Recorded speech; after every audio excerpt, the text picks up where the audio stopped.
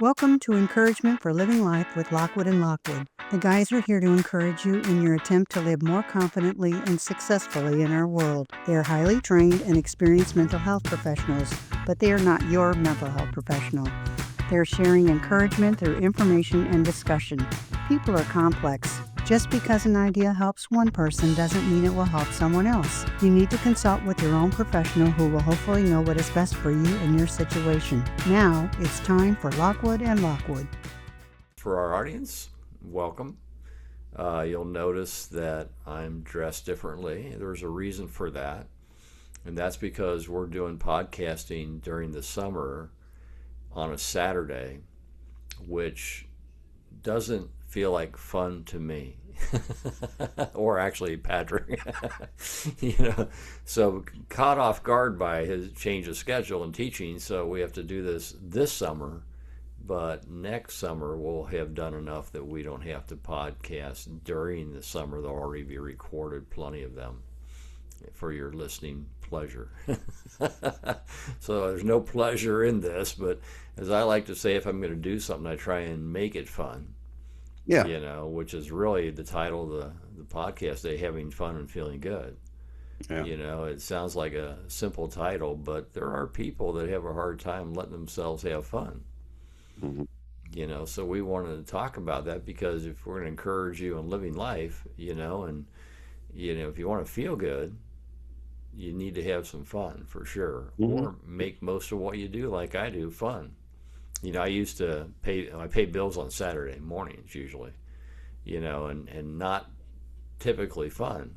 It doesn't even matter how much money you got, for me at least anyway, but what I did years ago was I started eating steak and eggs before I paid the bills and put on some good music, to make it more pleasurable paying bills on Saturday morning. Now I've had to change the diet so I don't have the steak and eggs. You know what I'm saying? But I still put on music and I still have something nice, for breakfast and, go pay the bills, try and make life, pleasurable instead of making things a grind, because sometimes things are a grind, but it's better to make them pleasurable or fun if you can, because it helps you Yeah. feel good. Yeah. I agree. Right? Simple, Yeah. simple Yeah. stuff, but we need to hear it, because there are a lot of people, like I said, that have a hard time letting themselves have fun.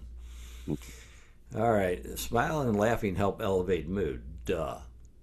And I was thinking about what makes me smile the most and laugh the most. When I call them one of those real belly laughs, Uh, And I was thinking about that. I was looking back on something, reflecting on them. And the first thing that came to mind was when the grandkids, we made a pile of leaves out of the house in the country when we lived out in the country. And we piled up a bunch of leaves. And they were just having so much fun jumping in the pile of leaves. And I just cracked me up, man. I just laughed. It just felt so good to watch them enjoy them having so much fun in those pile of leaves. And the second thing that came to mind was around dinner table when we'd all get together, when you're in town and we'd all have lunch or something. There were times when we just would start cracking up and just couldn't stop laughing sometimes about silly Sure. stuff that we've done or happened to us or whatever the case may be. Yeah. I think for me, they came to mind first because they included people that I feel close to, so that it meant more and it was more enjoyable because of that. Mm. And then my mind went to things like going to comedy clubs, which I've done, going to a good movie, good sex, hiking at Hunt State Park. I love the outdoors. I love trees. I'm not big on plants, but I'm big on trees. Hunt State Park is like a mini Colorado out there. They have granite cliffs. They have rushing water, streams. They're not as big as what you find, obviously, in Colorado. But literally, it is very similar on a smaller scale to streams and creeks I've seen in Colorado. And Sure. just wonderful. They have a pine forest, which is great. You can see beavers chopping down pine trees, Mm-hmm. And I used to hike there almost every Saturday for years, until I damaged the top of my foot hiking in another state park. You know what I'm saying? And just really enjoyed the heck out of that. And those are, I don't know if you'd call it exactly fun, but it was refreshing. to do. Love to hike. Love to hike. And still walk. Can't do 10 miles like I used to, but I can do about 5 before that foot gets inflamed. Sure. And then there's all kind of things. I trained in a place called Koala Center, was a treatment program for addiction, alcoholism addiction, in Lebanon, Indiana, of all places. A guy named Hal Thompson built the place, modeled program after many other programs in the country back when treatment was just becoming big years and years ago.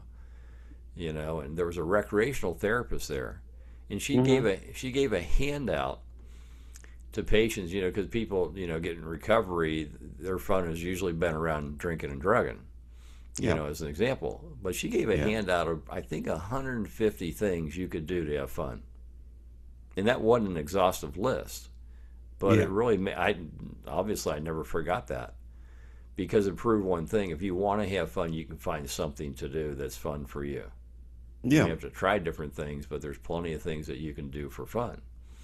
It's a matter of allowing yourself to do them so that when you get back to the more quote unquote serious things of life, you have some refreshment in you from having some fun. So going back doing those serious things doesn't feel so heavy, Yeah. you know? It kind of lightens the mood, you Yeah. know? Any thoughts? Yeah. The activities you listed make sense to me. I would argue a little bit that, at least Some my people like experience, arguing. It's fun for some people to argue, by the way. it's fun for some of us, that's for sure. I think I would generally argue that people don't have the correct relationship with play or fun. And I always think about Winnicott because Winnicott became one of the first theorists that talked about this with some seriousness. And I think about the idea that like play is where we can be our real selves to some degree, or like the majority of our personality can show up, so to speak. And I don't know if Yeah. that's technically true.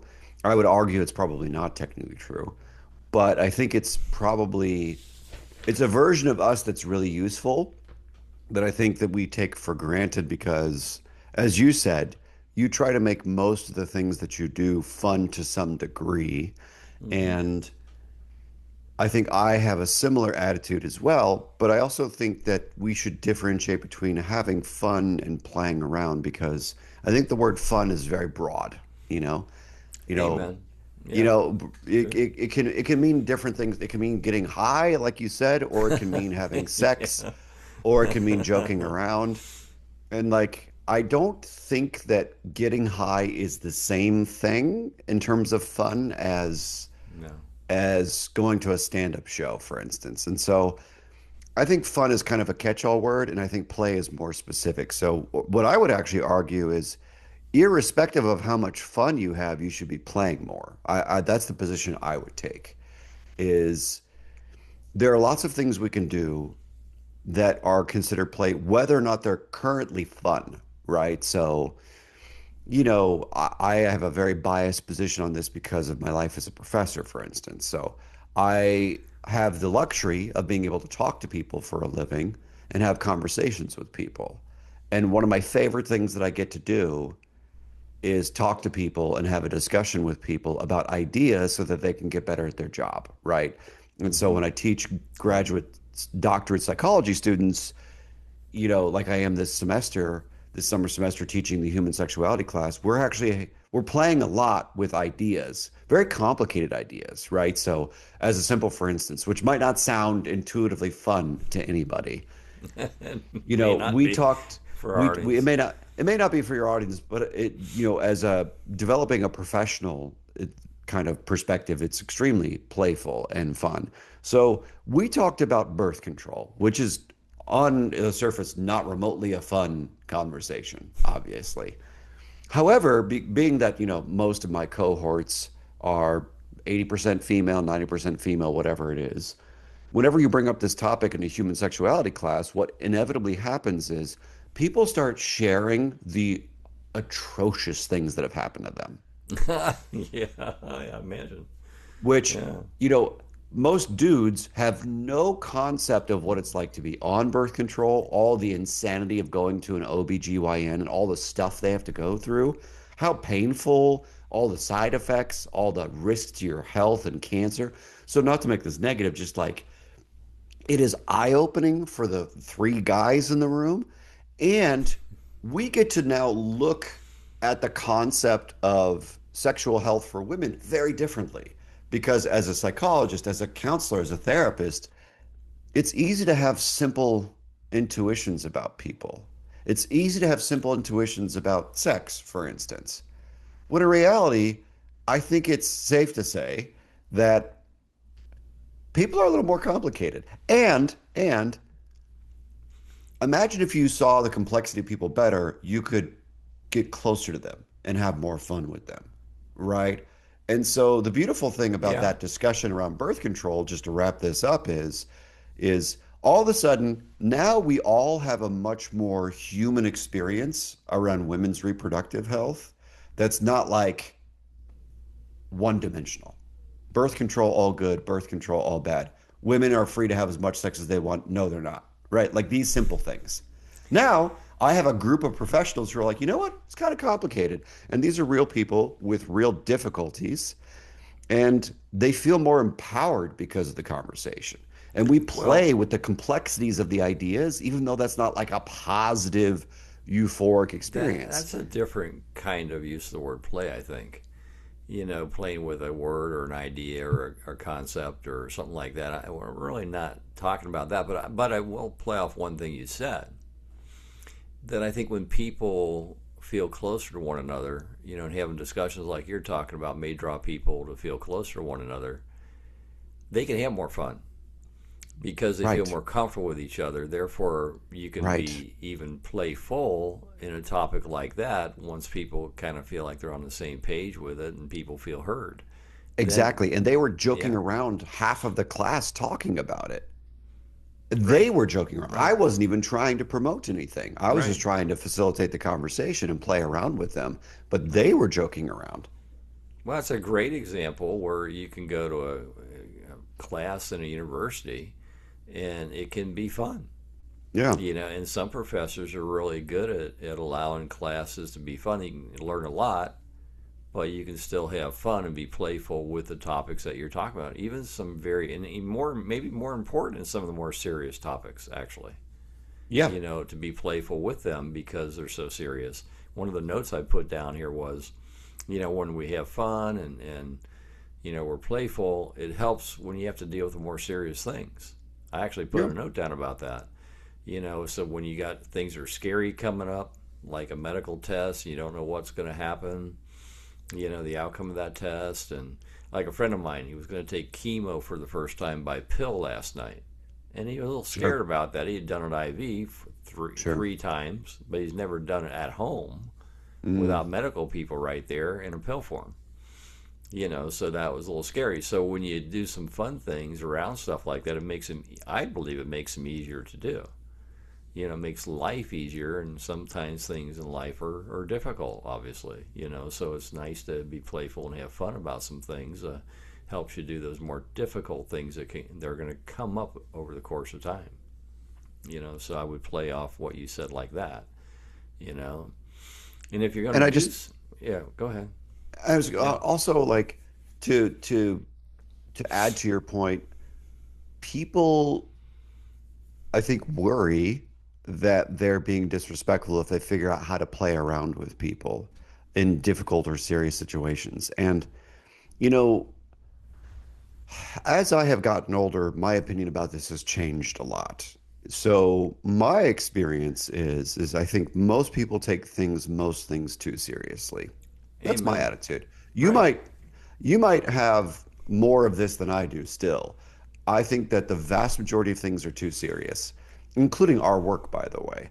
And I think I think a lot of people do miserable therapy for what it's worth. And Well, don't be tell us how you really feel. yeah, so I think there's a real opportunity if you think of it, my bias is from the Buddhist perspective. If you think of it from the mindfulness perspective, the non-attachment perspective, if you're not attached to how things should be or could be, you might be able to play around more with whatever the experience is in front of you, as opposed to it being something you have to do or it has to be some type of way, right? Like, I think that it has to be some type of way mentality is part of what kills people's creativity and capacity to play. And Yeah. that's just not necessary. I think 99% of the things we do are not that serious anymore. And thank goodness. Thank goodness we don't Oh, live in a world where we have to be serious all day to survive. well, one of the I no, I agree with you. People are too take things too personally or too serious. I love comedians that make fun of both sides politically. You know what I'm saying? And they just do it lightheartedly, and it just cracks me up. Because it's easy to make fun of both sides. You know what I'm saying? And the good comedians, I think, are like that. They don't politicize things. As a couple recent comedians who've gone off the air learned the hard way that you lose half your audience if you make it all political instead of just make it fun. Johnny Carson, Jay Leno, all those people, Conan O'Brien, just had fun poking fun at both sides. And that's just fun. I love going to sleep. The wife and I, we just listened to a Jeff Foxworthy do a thing. We're both older now on older people. Hmm. An hour.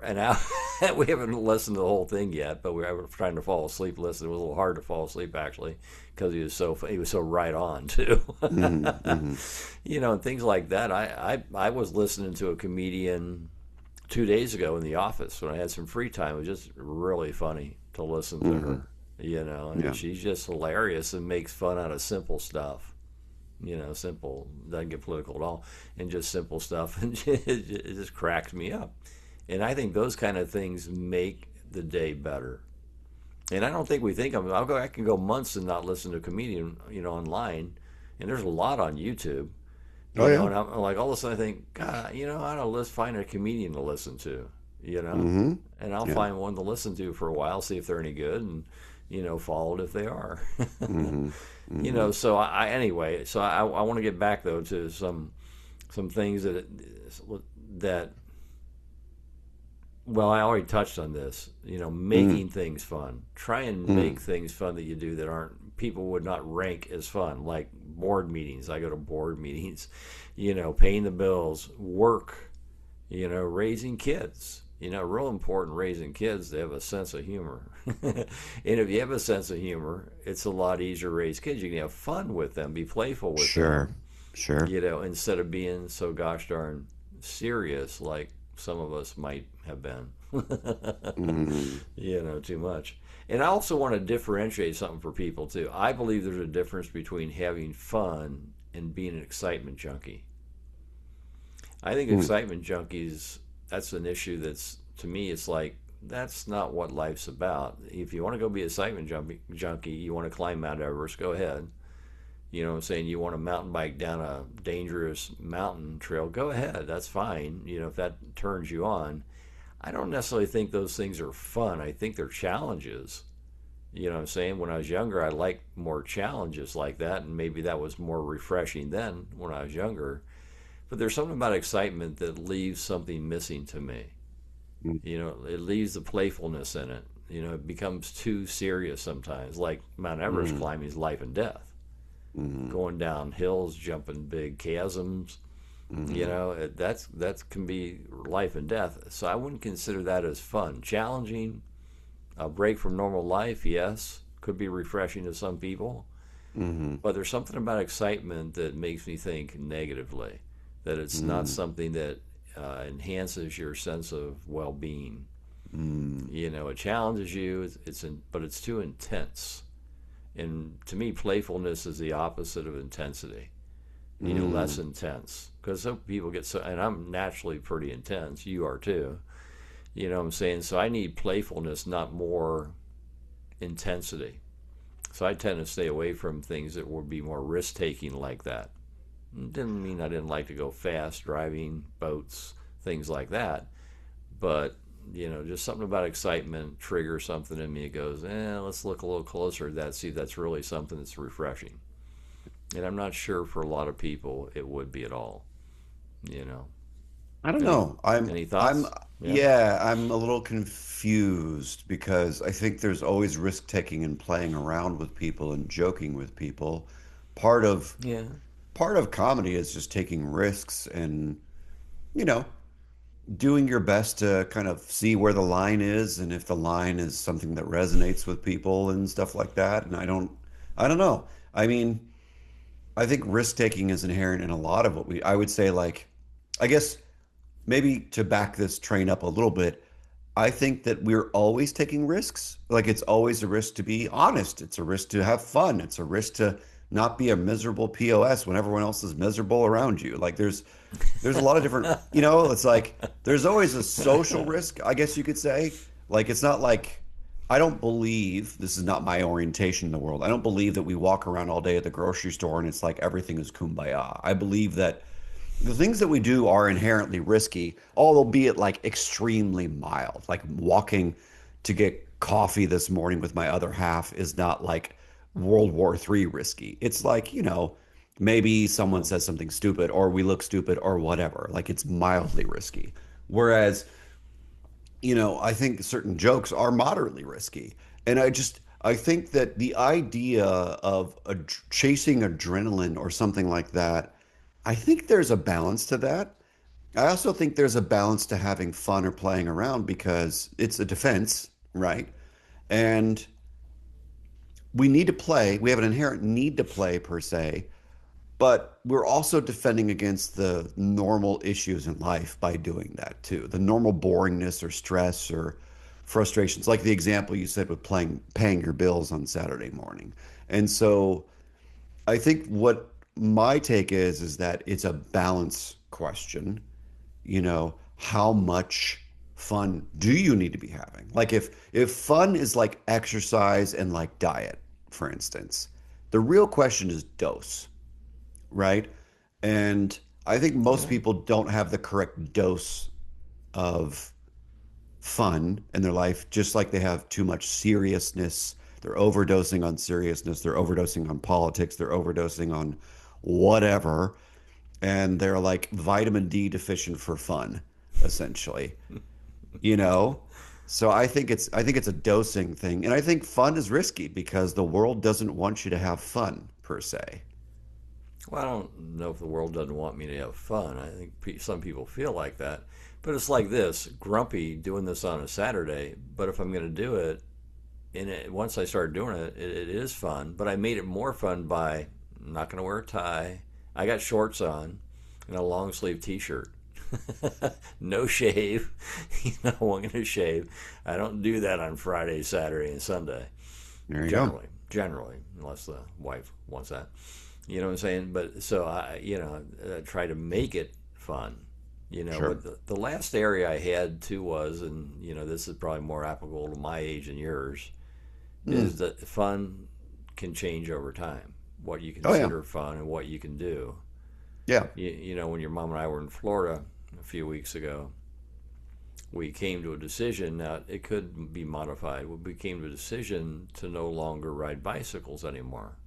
But before I get to that, after I hurt my foot, and I wish I could remember the name of the state park down 21. But anyway, when I hurt my foot there, and I could no longer hike, well, my first reaction that sinks in eventually is getting angry because I really love hiking.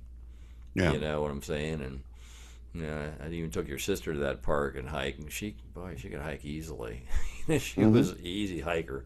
Although we Yeah. both got many bites around our ankles and feet from chiggers, weren't prepared for the chiggers that were there. But anyway, but it was an interesting experience. But when I had to give up hiking, that was hard because that was something that really was refreshing to me. Not necessarily I would call fun, but refreshing. So we're in Florida a few weeks ago, and we had both had accidents on bikes a year or so ago. And your mom broke her wrist and some big ligament damage, and we tried riding trikes in Florida, just didn't work for your mom, and it didn't Sure. feel great to me either. And Sure. recumbents didn't seem like something worth trying to me because I tried that in a gym and it was bad on my lower back because of my ruptured disc Oh, down there.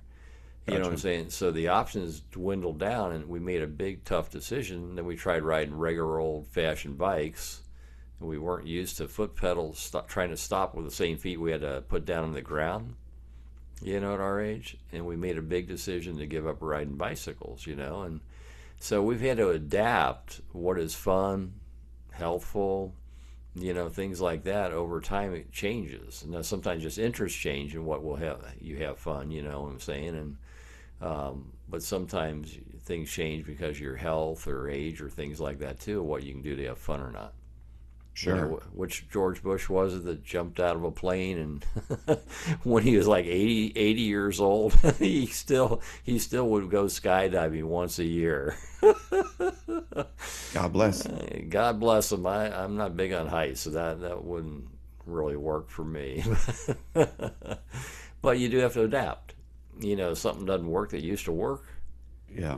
then do the hard thing and change it. Make the hard decision, and change it so that you can continue to find something that's meaningful, fun, playful, that basically does one thing: refreshes you and helps you deal with the rest of life a little bit better. Sometimes a lot better, but at least a little bit better, particularly with the serious things that are going to occur in life. I would think it would change based upon your needs and your goals for sure. I think when I was, Many things, you yeah. know, when I was 15 and 16 and stuff like that, I used to have, airsoft fights, Oh, a with lot, my yeah. friends. Yeah. So Trevor and Dennis and all these guys would come over and we just shoot each other, and it's like a more expensive version of paintball essentially. And it was a lot of fun, you know, because when you're 15 or 16, you're building relationships, you're testing skills, you're figuring out who you are, your boundaries with people. And so, yeah, developmentally, it's great to do stuff like that when you're a teenager. At, 38 right now, I mean, I probably would do that given the right group of people, but I'm no longer in the mood to initiate setting something like that up like I used to be as a kid because I'm just too busy trying to create the life so I can have the more expensive toys that I want, because I have to work to have the expensive toys that I want. I like the cheap toys like the airsoft guns and stuff like that, but the expensive toys are even more fun, you know? Well, there are people your age. I don't know how many my age, but that still do paintball Oh for yeah, no, sure. for sure. Yeah, and my I friends never have. haven't heard about airsoft though, but at your age or my age, but certainly paintball. Yeah, paintball's still a big deal for sure. And Yeah, that that that's is. fun. I would certainly do it. I just have no energy to organize it as I used to because I'm busy doing other stuff. Well, yeah, time is also obviously right a factor in having fun, but Oh that's yeah, why for sure. that's why I believe it's important to make what you do fun as much as you can. Yeah. Too. Yeah. So anyway, those are just some thoughts for you guys that we want to throw out today for you, and not a deep topic, but certainly a topic that most of us need a reminder about to make sure that we're having fun and not take life too seriously. Yeah. Okay, that's it for today. Take care. Thanks for listening to Encouragement for Living Life. We hope you were encouraged by today's discussion. If you have a question, you can email us at lockwoodwithlockwood@gmail.com. We'll do our best to answer it on one of our shows. Hope to see you next time.